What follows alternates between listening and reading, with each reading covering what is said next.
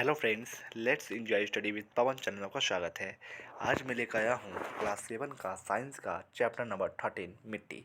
देखिए, मैं इस वीडियो में केवल उन्हीं पॉइंट्स को हाईलाइट करके बताने जा रहा हूँ जो केवल किसी भी कॉम्पिटिटिव एग्जाम के पर्सपेक्टिव से बहुत ही ज़्यादा इंपॉर्टेंट होने वाला है। चाहे वो बीपीएससी ट्री का एग्जाम हो, बीएसएससी का एग्जाम हो, रेलवे एसएससी या कोई भी इधर कॉम्पिटिटिव एग्जाम हो, उसके लिए काफ़ी ज़्यादा हेल्पफुल होने वाला है। तो ये स्टार्ट करते हैं अपने इस वीडियो को। अध्याय 13 मिट्टी। देखिए, मैं इस वीडियो में केवल हाईलाइट पॉइंट को ही पढ़ूंगा। इसे पहला इंपॉर्टेंट पॉइंट है कि पवन, जल और जलवायु की क्रिया से चट्टानों के टूटने पर मिट्टी का निर्माण होता है। यह प्रक्रम अपक्षय कहलाता है।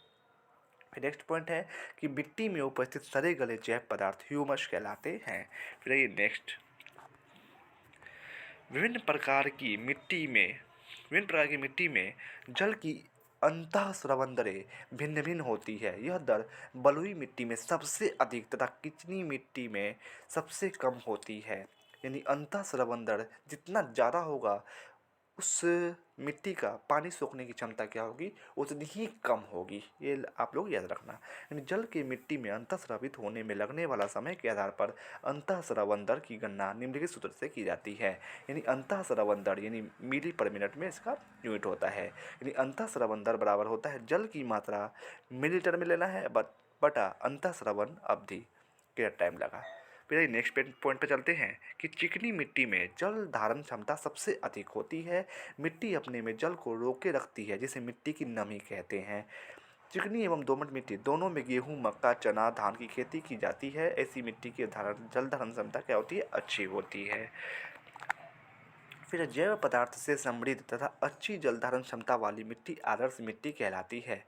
मसूर, अरहर और अन्य दालें तथा आलू की खेती दोमट एवं बलुई मिट्टी में की जाती है। फिर ये नेक्स्ट पैराग्राफ पर चलते हैं।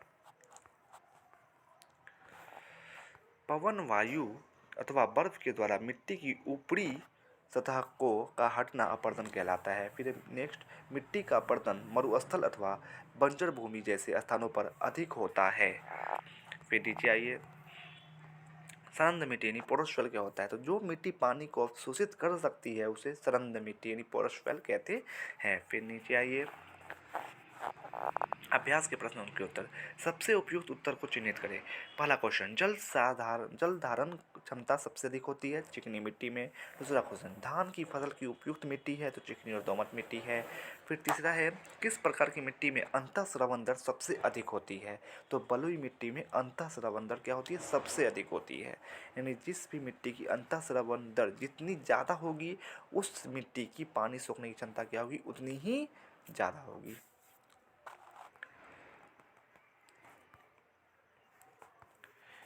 फिर आइए नेक्स्ट पेज पे चलते हैं।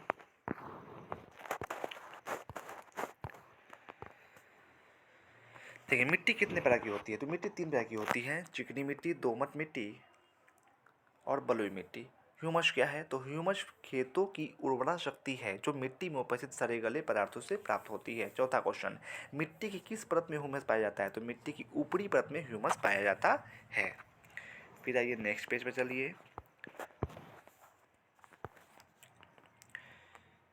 मिट्टी की किस परत में आधार सेल पाया जाता है, तो मिट्टी की तीसरी परत में आधार सेल पाया जाता है। फिर नेक्स्ट है क्वेश्चन नंबर 9, किस प्रकार की मिट्टी में कणों के बीच काफ़ी रिक्त स्थान होता है, तो बलुई मिट्टी में कणों के बीच क्या होता है, काफ़ी रिक्त स्थान होता है, जिसकी वजह से वह पानी नहीं रोक पाता ज़्यादा देर तक। फिर नेक्स्ट है कि पादपों को उगाने के लिए सबसे अच्छी मिट्टी कौन सी है, तो पादपों को उगाने के लिए सबसे अच्छी मिट्टी दोमट मिट्टी है। फिर 11वां क्वेश्चन है, किस तरह की मिट्टी से खिलौने, बर्तन तथा मूर्तियाँ बनाई जाती है, तो दोमट मिट्टी से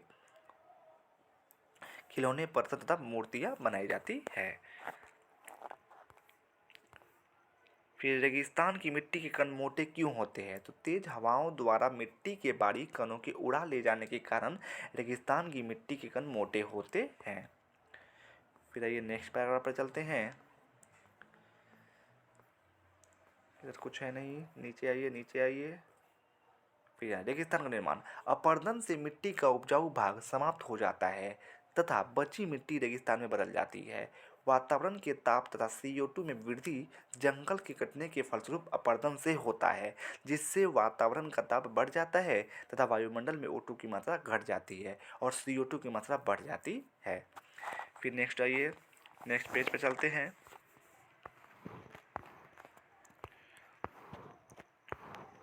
आइए नेक्स्ट पेज पे चलते हैं।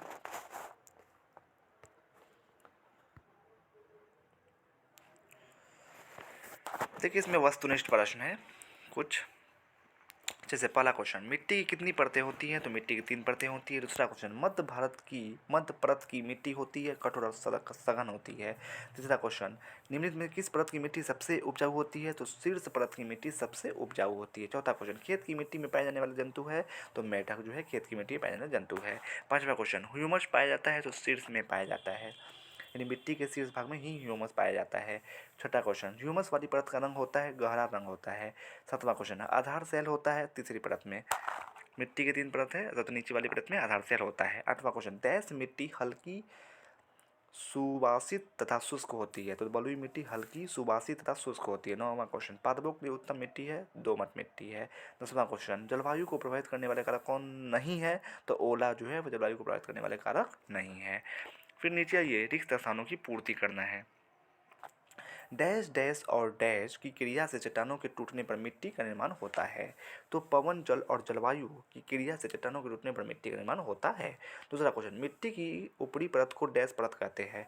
तो मिट्टी की ऊपरी परत को शीर्ष परत कहते हैं। तीसरा क्वेश्चन, ह्यूमस मिट्टी को डैश बनाता है? तो ह्यूमस मिट्टी को उर्वर बनाता है। चौथा क्वेश्चन, छोटे पौधे की जड़ें पूरी तरह डैश मिट्टी में ही रहती है? तो छोटे पौधे की जड़ें पूरी तरह शीर्ष मिट्टी में ही रहती है। पांचवा क्वेश्चन, आधार सेल डैश परत में होता है? तो आधार सेल जो है तीसरे परत में होता है। छठा क्वेश्चन, डैश मिट्टी से खिलौने, बर्तन और मूर्तियाँ बनाई जाती है? अभी आपने देखा दोमट मिट्टी से खिलौने, बर्तन और मूर्तियाँ बनाई जाती है। सातवां क्वेश्चन, बिहार राज्य के विभिन्न क्षेत्रों में विभिन्न प्रकार की डैश पाई जाती है? तो बिहार राज्य के विभिन्न क्षेत्रों में विभिन्न प्रकार की मिट्टी पाई जाती है। आठवां क्वेश्चन, डैश की अनुपस्थिति में मिट्टी ढीली हो जाती है?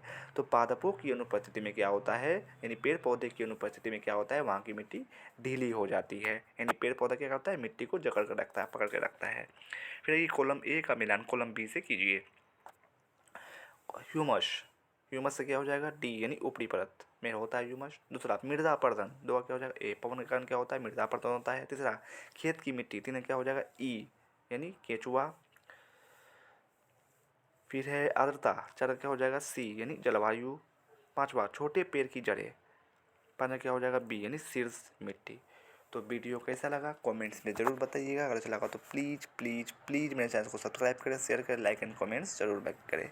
बाकी मैं क्लास 6 का और 7 का भी सारे सब्जेक्ट का हिस्ट्री, ज्योग्राफी, सिविक्स और साइंस का भी वीडियो बनाकर अपने channel let's enjoy study with Pawan पर डाल चुका हूँ, वहाँ जाकर देख सकते हैं।